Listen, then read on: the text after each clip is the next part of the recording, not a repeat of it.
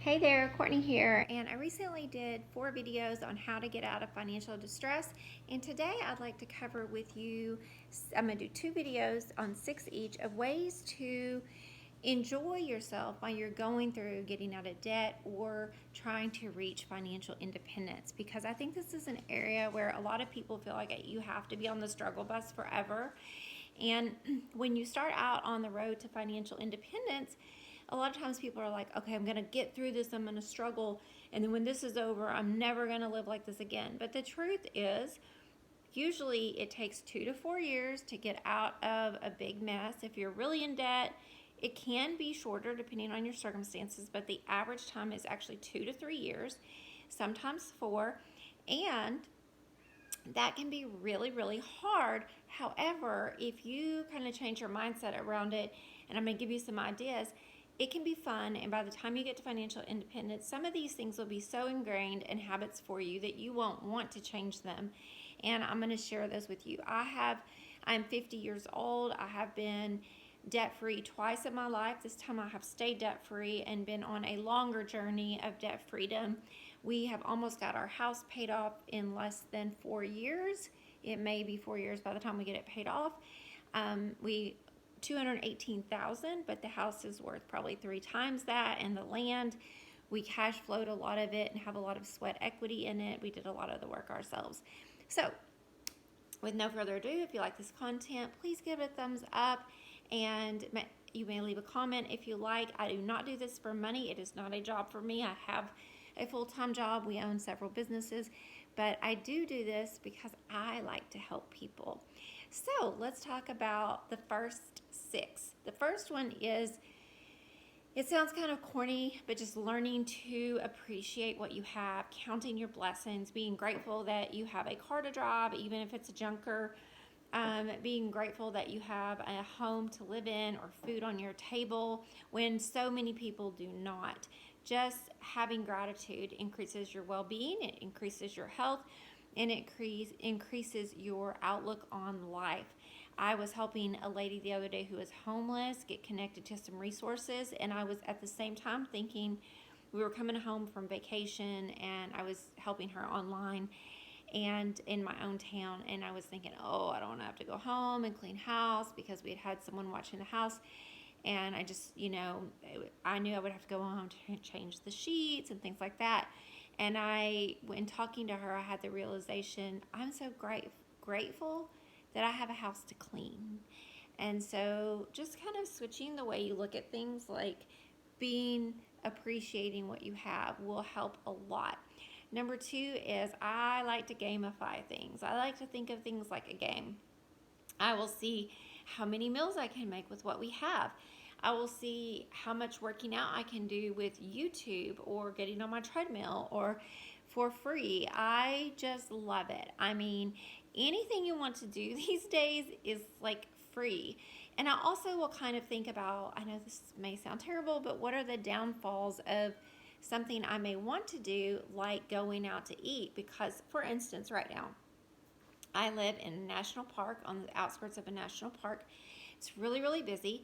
And every time you go out to eat right now, there's like an hour wait if it's a good restaurant, especially if it's in downtown. There is, sorry about my cat, he's very talkative today. Service isn't great, and it's not really clean because they're understaffed, they're short-staffed, and I get that. And they're not missing my business, I can tell you right now, because they're all extremely full. I don't want to, COVID is surging again in my area. It is August of 2021. So just kind of thinking like, oh, how can I make the most out of what I have? Like, my husband and I own a business, and the other day we just rode together. We own a roofing business, to go pick up some shingles on Sunday afternoon. We got some snacks and we turned up the music, and we were singing in the car, and we stopped and did a little short hike at the lake. We just kind of had fun. We spent like under $10 on snacks, and we had a great time and just being together. So gamify, think of ways that you can get things done for cheaper or for less. And I don't have this one in the gamify, but always thinking about what's the next best choice. And I'm going to try to probably hit on that a little bit more. But like, For instance, if I want to, if I get, let's just say we all know we shouldn't drink soda, but let's just say we drink soda every day, or we drink some kind of drink that we get at the gas station, and it's $3. And if we think about how can I do this cheaper, so maybe the drive-through has a special for $1. I think Taco Bell is still doing that, or maybe you might buy them at the store and it would cost you maybe 50 cents per item rather than $3. Like, how can I still have this thing and do it cheaper? So maybe it isn't something that's a need, it's a want, but how can I get it cheaper? The next one, so we've got gratitude and appreciation and gamify, is making a list of activities of things that you like to do. So a lot of people don't know that I am actually a trained, certified solution-focused coach, as well as a stress management specialist and certified yoga therapist. So I've been coaching people for many, many years, and I've been coaching people in the world of personal finance for many years as well. One thing I always do when I was teaching was to ask people to make a list of things that bring them joy or they enjoy doing. And 90% of the time, I've done this with hundreds of people, the list had at least 70% of the items on there were free or cost nearly nothing. Spending time with our kids, doing board games, going for walks, practicing yoga, meditating, cooking a good meal. I mean, it was, in reality, a lot of times 90% was cost nothing.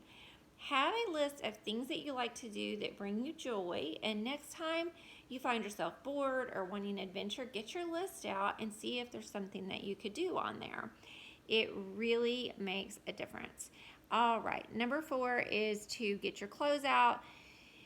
So a lot of times we can feel like we don't have anything to wear or we don't need anything, and this is really fun. I call it shop your closet. If you've watched me at all, you've heard me say it, but I can't say it enough.